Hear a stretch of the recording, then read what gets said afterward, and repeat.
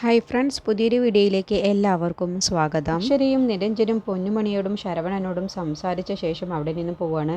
അങ്ങനെ പൊന്നുമണി മോശമായിട്ട് നിരഞ്ജനോട് സംസാരിച്ചതൊക്കെ കണ്ട് നിരഞ്ജൻ നല്ല ടെൻഷനിലാണ്. അപ്പോൾ അക്ഷര ചോദിക്കുകയാണ്, എന്തിനാണ് നിങ്ങളിങ്ങനെ ടെൻഷൻ ആവുന്നത്? അമ്മയെക്കുറിച്ച് ഓർത്താണോ? അതെ, അമ്മയെക്കുറിച്ച് ഓർത്ത് തന്നെ. അതിന് ഇനി ഒരു വഴിയേ ഉള്ളൂ. നമുക്ക് അമ്മയെ അവിടെ നിന്നും ഇറക്കാം, എന്നിട്ട് ഒരു വാടക വീടെടുത്ത് അവിടെ താമസിപ്പിക്കാം. അപ്പോൾ ആ വീട്ടിൽ ശരവണനും പൊന്നുമണിയും തനിച്ചാവില്ലേ? പിന്നെ ശരവണനെ ഉദ്ദേശിച്ചത് പോലെയല്ലേ കാര്യങ്ങളൊക്കെ ഉണ്ടാവൂ. അപ്പോൾ അക്ഷര പറയണം, അങ്ങനെയല്ല. അമ്മയെ ആ വീട്ടിൽ നിന്നും മാറ്റിയ ശേഷം, അമ്മയെ ഒരു വാടക വീടെടുത്ത് മാറ്റിയ ശേഷം പൊന്നുമണിയെയും ശരവണനെയും ആ വീട്ടിൽ നിന്ന് ബലം പ്രയോഗിച്ച് തന്നെ നമ്മൾ പുറത്താക്കും. എന്നിട്ട് ആ വീട് താഴിട്ട് പൂട്ടും.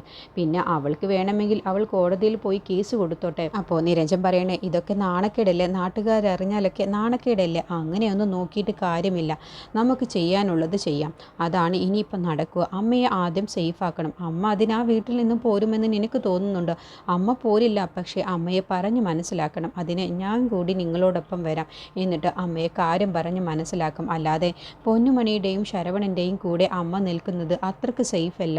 അത് അമ്മയെ പറഞ്ഞ് മനസ്സിലാക്കി ഒരു വാടക വീടെടുത്ത് അമ്മയെ അവിടേക്ക് മാറ്റുന്നതാണ് എന്തുകൊണ്ടും നല്ലത് എന്ന് പറയട്ടോ. അങ്ങനെ അക്ഷരയുടെ ആ ഒരു സംസാരം കേട്ടപ്പോൾ നിരഞ്ജന് അക്ഷര പറയുന്നതിലും കാര്യമുണ്ട് എന്ന് മനസ്സിലാവുകയാണ്. പിന്നീട് ശരത്ത് ചടങ്ങുകളൊക്കെ കഴിഞ്ഞ ശേഷം നിത്യയുടെ ഫോട്ടോയുടെ മുന്നിൽ ചെന്നിട്ട് പറയുകയാണ്, എടി നിത്യയെ, കഷ്ടം തന്നെയാണ് നിന്റെ കാര്യം. നീ എങ്ങനെ നടന്നിരുന്നതാണ്, ഇപ്പോൾ നിന്റെ കാര്യം കണ്ടില്ലേ? നീ ഒരു പിടി ചാരമായി ഇപ്പോൾ മൺകുടത്തിൽ. ഞാൻ എത്ര തവണ നിന്നോട് പറഞ്ഞതാണ് ദേവികയോടൊപ്പം ചേരല്ലേ എന്ന്. അവൾക്ക് വേണ്ടി നീ CID പണി ചെയ്യുകയായിരുന്നില്ലേ? ഇപ്പോൾ എന്തുണ്ടായി നിന്റെ അവസ്ഥ? ഇനി അടുത്തത് ആ ദേവികയാണ്.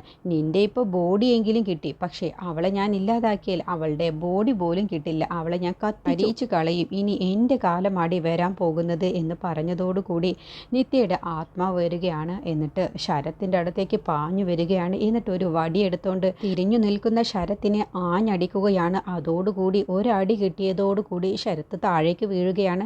എന്നിട്ട് ശരത്ത് വെപ്രാളം പിടിച്ചുകൊണ്ട് ബാക്കിലേക്ക് തിരിഞ്ഞു നോക്കുമ്പോൾ ആരെയും കാണുന്നില്ല, അടിച്ച വടിയും കാണുന്നില്ല. അപ്പോൾ ശരത്ത്, ആരാണ് എന്നെ അടിച്ചത് എന്ന് പറഞ്ഞ് ഒച്ചയെടുക്കുകയാണ് കേട്ടോ. ആ നിലവിളി കേട്ടുകൊണ്ടാണ് പാർവതിയും ദേവികയും പ്രിയയും കൂടി പുറത്തേക്ക് വരുന്നത്. ശരത്തിന് അടി കിട്ടിയതോടുകൂടി അയ്യോ എന്ന് പറഞ്ഞുകൊണ്ടാണ് ശരത്ത് നിലത്തേക്ക് വീഴുന്നത്. എന്നിട്ട് ശരത്ത് നോക്കുന്ന സമയത്ത് ആരെയും കാണാത്തപ്പോൾ നിത്യയുടെ ഫോട്ടോയിലേക്ക് നോക്കുകയാണ്. അപ്പോൾ അവിടെ കത്തിച്ചു വെച്ചിരിക്കുന്ന വിളക്കിലെ തിരി അങ്ങ് കെട്ടുപോവാണ് കേട്ടോ. അതോടുകൂടി ശരത്തിന് പിന്നെ വല്ലാത്ത പേടിയാവാണ്. അങ്ങനെ ശരത്ത് അവിടുന്ന് നിലവിളിച്ചുകൊണ്ടാണ് പുറത്തേക്ക് ചെല്ലുന്നത്. അപ്പോഴാണ് ദേവികയും പ്രിയയും പാർവതിയും കൂടി ഈ അലർച്ച കേട്ട് വരുന്നത്.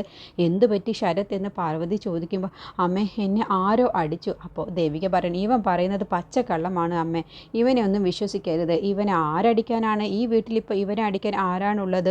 അത് തന്നെയാണ് എനിക്കും ചോദിക്കാനുള്ളത്. ഞാൻ നുണയൊന്നുമല്ല പറയുന്നത്, ദയ നോക്ക് എന്ന് പറഞ്ഞ് ശരത്ത് ഷർട്ടിൽ പൊന്തിച്ചു കൊടുക്കാൻ കേട്ടോ. എന്നിട്ട് പുറം കാണിച്ചു കൊടുക്കണം. അപ്പോൾ നല്ലൊരു അടി തന്നെയാണ് ശരത്തിന് കിട്ടിയത്.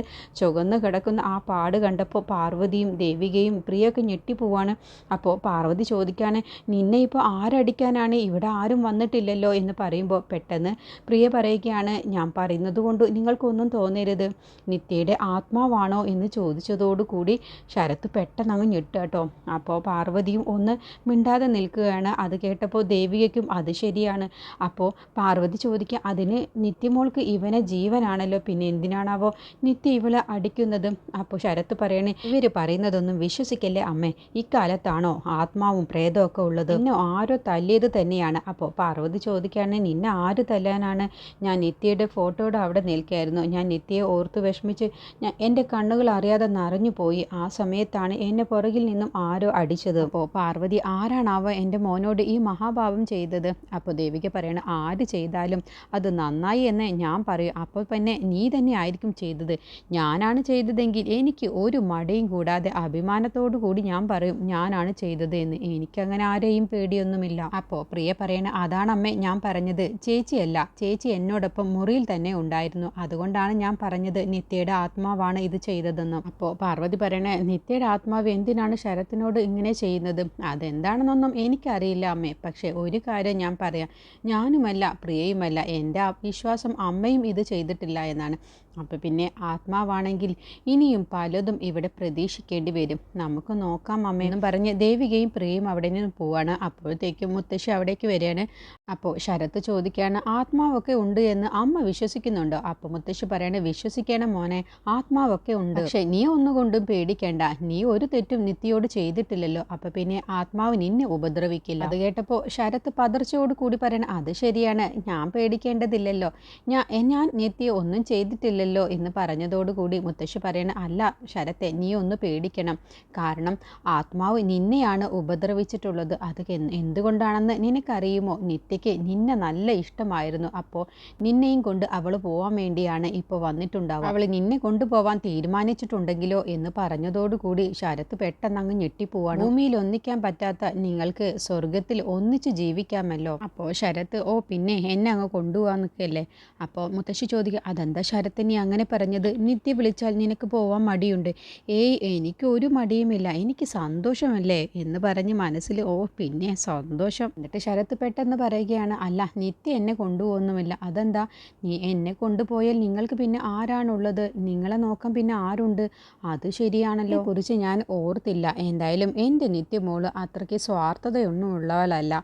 നിന്നെ എന്തായാലും അവൾ കൊണ്ടുപോകില്ല, അതെനിക്ക് ഉറപ്പുണ്ട്. പക്ഷേ നിന്നെ ആരാണ് അടിച്ചത് എന്നുള്ളത് കണ്ടുപിടിക്കണ്ടേ? ആരാവും നിന്നെ അടിച്ചത്? ആത്മാവാണെങ്കിൽ ഒരു കാര്യമുണ്ട്, നിന്നോടുള്ള അമിതമായ സ്നേഹം കൊണ്ടോ അല്ലെങ്കിൽ അടക്കാൻ കഴിയാത്ത പക കൊണ്ടോ ഇതിലേതെങ്കിലും ഒന്നായിരിക്കും. അല്ലാതെ ആത്മാക്കൾ ഒരിക്കലും ഉപദ്രവിക്കില്ല. ഭരത്തുമോനോട് എന്തായാലും നിത്യമോൾക്ക് പകയില്ലല്ലോ, സ്നേഹം തന്നെ ആയിരിക്കും. സ്നേഹം ആത്മാവ് ഇതുപോലെ പ്രകടിപ്പിക്കുന്നുണ്ടെങ്കിൽ അതിനെന്തായാലും ഒരു ലക്ഷ്യമുണ്ടായിരിക്കും. അതൊക്കെ പറയുന്നത് കേൾക്കുമ്പോൾ ശരത്തിന് നല്ല പേടിയാവുന്നുണ്ട്. ആത്മാവിന്റെ ലക്ഷ്യം എന്തായാലും കൂടെ കൊണ്ടുപോവുക എന്നതായിരിക്കും എന്ന് പറഞ്ഞതോടുകൂടി ശരത്ത് അങ്ങ് അന്തം വിടുകയാണ്. പേടിയോടുകൂടി മുത്തശ്ശിയെ നോക്കുകയാണ്. എന്നിട്ട് മുത്തശ്ശി പറയണേ, ഇത്തവണ നിന്റെ പുറത്താണ് അടിച്ചത്, പക്ഷേ അടുത്ത തവണ ഇനി തലയ്ക്കാവും അടിക്കുക.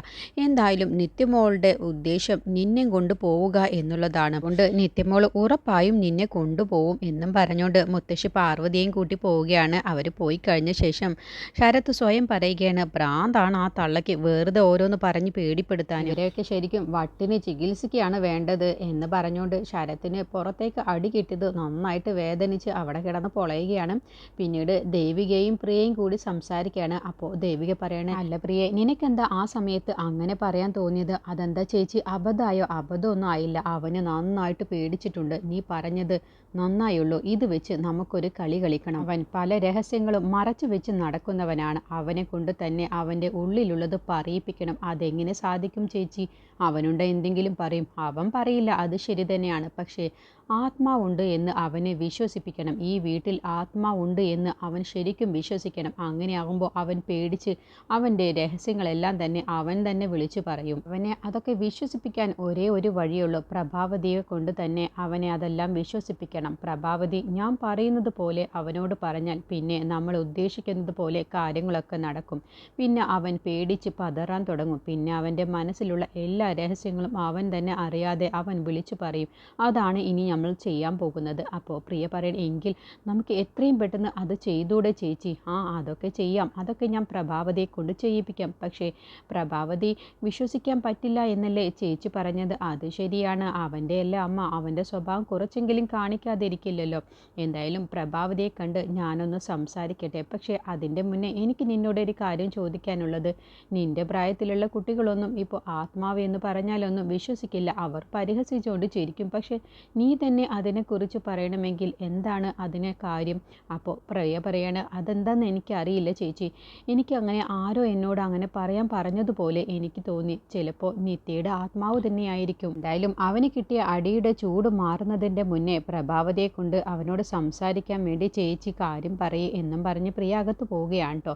പിന്നീട് പ്രഭാവതി ശരത്തിൻ്റെ അടുത്തേക്ക് ചെല്ലുകയാണ്. അപ്പോൾ ശരത്ത് അടി കിട്ടിയത് പ്രഭാവതിക്ക് ഷർട്ട് പൊന്തിച്ച് കാണിച്ചു കൊടുക്കുകയാണ്. അപ്പോൾ പുറത്ത് നന്നായിട്ട് തന്നെ ഒരു ചുവന്ന അടയാളം പോലെ നല്ലൊരു അടി തന്നെയാണ് കിട്ടിയിട്ടുള്ളത്. അത് കണ്ടപ്പോൾ പ്രഭാവതി തന്നെ അങ്ങ് ഞെട്ടിപ്പോവാണ്. മോനെ, ഇതങ്ങനെ നിസ്സാരമായി തള്ളിക്കളയേണ്ട, ഇത് നന്നായിട്ട് തന്നെ നിന്നെ അടിച്ചിട്ടുണ്ടല്ലോ. അതല്ലേ അമ്മ ഞാൻ പറഞ്ഞത്, ഈ അടി കിട്ടിയ സമയത്ത് എൻ്റെ പ്രാണം പോകുന്ന വേദനയായിരുന്നു. അത് തന്നെയാണ് മോനെ ഞാൻ നിന്നോട് പറയുന്നത്, പ്രാണം പോകുന്ന വേദന. അത് തന്നെയാണ് ആത്മാവിൻ്റെ ലക്ഷ്യമുണ്ടായിട്ടുള്ളത്, നിന്റെ പ്രാണൻ എടുക്കുക എന്നുള്ളത്. അമ്മ എന്താ എന്നെ പേടിപ്പിക്കുന്നത്? ഞാൻ അമ്മയെ വിളിച്ചത് തന്നെ എന്നെ ആശ്വസിപ്പിക്കാനും ആത്മാവില്ല എന്ന് അമ്മ പറയാനും വേണ്ടിയാണ്. ഞാൻ നിന്നെ ആശ്വസിപ്പിക്കാൻ വേണ്ടി ഞാൻ അങ്ങനെ പച്ചക്കള്ളം പറഞ്ഞിട്ട് കാര്യമുണ്ടോ? നീ ആദ്യം സൂക്ഷിക്കണം ശരത്തെ. നിന്റെ കൂടെ നിത്യയുടെ ആത്മാവ് കൂടിയിട്ടുണ്ട്. അവളുടെ ലക്ഷ്യം തന്നെ നിന്നെ ഇല്ലാതാക്കുക എന്നുള്ളതാണ്. അതുകൊണ്ട് ഞാൻ നിന്നോട് വെറുതെ കള്ളം പറഞ്ഞിട്ട് എന്ത് കാര്യമാണുള്ളത്? ഞാൻ നിന്നെ ആശ്വസിപ്പിക്കാൻ വേണ്ടി വെറുതെ അങ്ങ് കള്ളം പറഞ്ഞ് നിന്നെ ആശ്വസിപ്പിച്ചിട്ട് എന്ത് കാര്യമാണുള്ളത്? സത്യം സത്യമല്ലാതാവില്ലല്ലോ. അതുകൊണ്ട് മോനെ ശരത്തെ, നീ ഒന്ന് സൂക്ഷിക്കണം. ആത്മാവ് ഉള്ളത് തന്നെയാണ്. അവൾ നിന്നെ കൊന്ന് നിന്റെ ചോര ഊറ്റി കുടിക്കും. അതെന്താ എൻ്റെ ചോര ഊറ്റി കൊടുക്കാൻ? ഞാനെന്താ വല്ല സോഫ്റ്റ് ഡ്രിങ്കോ മറ്റോ ആണോ ഒറ്റയടിക്ക് വെച്ച് കുടിക്കാൻ? അമ്മ വെറുതെ പേടിപ്പിക്കാതെ ഒന്ന് പോകുന്നുണ്ട്. അല്ല മോനെ, ഞാൻ നിന്നെ പേടിപ്പിച്ചതല്ല. നീ ചെയ്തു കൂട്ടിയ എല്ലാ തെറ്റുകളും നീ കുറ്റബോധമുണ്ടെങ്കിൽ നീ അത് മാപ്പ് പറഞ്ഞ് പശ്ചാത്തപിക്കണം. എങ്കിൽ നിന്നെ വെറുതെ വിടും. അല്ല എന്നുണ്ടെങ്കിൽ നിന്നെ കൊല്ലുക തന്നെ ചെയ്യും. ഇപ്പോൾ നിന്നെ ഒരു വടി കൊണ്ട് അടിച്ചതേ ഉള്ളൂ. ആ വടി എവിടെ പോയി എന്ന് പോലും ആർക്കും അറിയില്ല. അതുപോലെ അടുത്തത് ഇനി പെട്രോളും തീകോളവും ഒക്കെ ആയിരിക്കും. നിന്നെ കത്തിച്ച് ചാമ്പലാക്കും. അതുകൊണ്ടാണ് മോനെ ഞാൻ നിന്റെ നല്ലതിന് വേണ്ടിയാണ് പറയുന്നത്. അമ്മ എന്താ പറഞ്ഞു വരുന്നത്? ഞാൻ എല്ലാ തെറ്റുകളും ചെയ്തത് അങ്ങ് വിളിച്ചു പറഞ്ഞാലേ പിന്നെ ജയിലിലേക്ക് പോവേണ്ടി വരും. ജയിലിലേക്ക് പോകുന്നുണ്ടെങ്കിൽ അന്തസ്സായിട്ട് പോയിട്ട് അവിടെ സമാധാനത്തോട് കൂടി കിടക്കും. പിന്നെ ഞാനിപ്പോൾ അത് ചെയ്യാൻ പോകില്ല. അങ്ങനെ എന്നെ കൊല്ലുകയാണെങ്കിൽ ആത്മാവ് അങ്ങ് കൊല്ലട്ടെ, എനിക്ക് ഒരു കുഴപ്പവുമില്ല. അല്ലാതെ അമ്മ പറയുന്ന വിഡിത്തരമൊന്നും എനിക്ക് ചെയ്യാൻ പറ്റില്ല എന്നും പറഞ്ഞ് ശരത്ത് ദേഷ്യം പിടിച്ചങ്ങ് പോവാണ്. ഇനി മേലിൽ എൻ്റെ മുന്നിലേക്ക് ആത്മാവ് തേങ്ങ എന്നൊന്നും പറഞ്ഞ് എൻ്റെ മുന്നിലേക്ക് വന്നു പോവരുത് എന്ന് പറഞ്ഞിട്ടാണ് ശരത്ത് അകത്തേക്ക് ദേഷ്യം പിടിച്ച് പോകുന്നത്. അപ്പോൾ പ്രഭാവതി ഇവനോട് എത്ര പറഞ്ഞാലും ഇവനും നന്നാവുന്ന ലക്ഷണമില്ലല്ലോ എന്നുള്ള ഭാവത്തിലാണ് നിൽക്കുന്നത്. പിന്നീട് ചന്ദ്ര വിഷ്ണുവിനെ കാണാൻ വേണ്ടി ജയിലിലേക്ക് ചെല്ലുകയാണ്. എന്നിട്ട് പറയുകയാണ് കാര്യങ്ങളൊക്കെ, പ്രേമ പറഞ്ഞ കാര്യങ്ങളൊക്കെ വിഷ്ണുവിനോട് പറയുകയാണ്. സിദ്ധുവാണ് നിന്നെ പുറത്തിറക്കാൻ വേണ്ടി സഹായിക്കും, പക്ഷേ നീ ഡിവോഴ്സ് പേപ്പറിൽ ഒപ്പിട്ട് കൊടുക്കണം എന്ന് പറഞ്ഞതോടുകൂടി അത് ശരി, അപ്പോൾ അവർ മർമ്മത്ത് കയറി തന്നെ പിടിച്ചല്ലോ എന്ന് പറയട്ടോ വിഷ്ണു. അതെ, അതുകൊണ്ട് ഞാനത് സമ്മതിക്കില്ല. എന്തുകൊണ്ട് സമ്മതിക്കില്ല? നീയും ഞാനും തമ്മിലുള്ള ബന്ധം എന്താണെന്നുള്ളത് നിനക്കറിയില്ലേ? അതുകൊണ്ട് നീ എന്നായാലും ഡിവോഴ്സ് പേപ്പറിൽ ഒപ്പിട്ട് കൊടുക്കേണ്ടതല്ലേ? അതുകൊണ്ട് നീ അങ്ങ് നേരത്തെ ചെയ്തേക്ക്. എന്നിട്ട് സിദ്ധു എന്നെ പുറത്തിറക്കട്ടെ. പിന്നെ എന്താണ് വേണ്ടത് എന്നുള്ളത് എനിക്കറിയാം. ഞാൻ പുറത്തിറങ്ങി കഴിഞ്ഞാൽ പിന്നെ ചെയ്യാനുള്ളതൊക്കെ ഞാൻ ചെയ്തോളാം. വിഷ്ണു എന്താ ഈ പറയുന്നത്? ഞാൻ ഡിവോഴ്സ് പേപ്പറിൽ ഒപ്പിട്ടാൽ പിന്നെ എനിക്ക് അവിടെ നിൽക്കാൻ കഴിയില്ല. എനിക്ക് അവിടെ നിന്ന് ഇറങ്ങേണ്ടി വരും. അതെ, നീ അവിടെ നിന്നും ഇറങ്ങണം. എന്നിട്ട് ഞാൻ പുറത്തിറങ്ങിയ ശേഷം പിന്നെ എന്ത് ചെയ്യണം എന്നുള്ളത് ഞാൻ തീരുമാനിച്ചോളാം. ആദ്യം നീ പ്രേമ പറഞ്ഞതുപോലെ നീ ഡിവോഴ്സ് പേപ്പറിൽ ഒപ്പിട്ട് സിദ്ധുവിനെ കൊണ്ട് തന്നെ വക്കാലത്ത് വാങ്ങിപ്പിച്ച് എന്നെ പുറത്തിറക്കാനുള്ള വഴി നോക്ക് എന്ന് പറഞ്ഞ് വിഷ്ണു ഒച്ചയെടുത്തുകൊണ്ട് ചന്ദ്രയെ കൊണ്ട് സമ്മതിപ്പിക്കുകയാണ്. അങ്ങനെ ഇനി ചന്ദ്ര മനസ്സില്ലാ മനസ്സോടെ ഡിവോഴ്സ് പേപ്പറിൽ ഒപ്പിടാം എന്ന് തീരുമാനിക്കുകയാണ്. ഇതിനെക്കുറിച്ചുള്ള ബാക്കി റിവ്യൂ അടുത്ത വീഡിയോയിൽ പറയാം.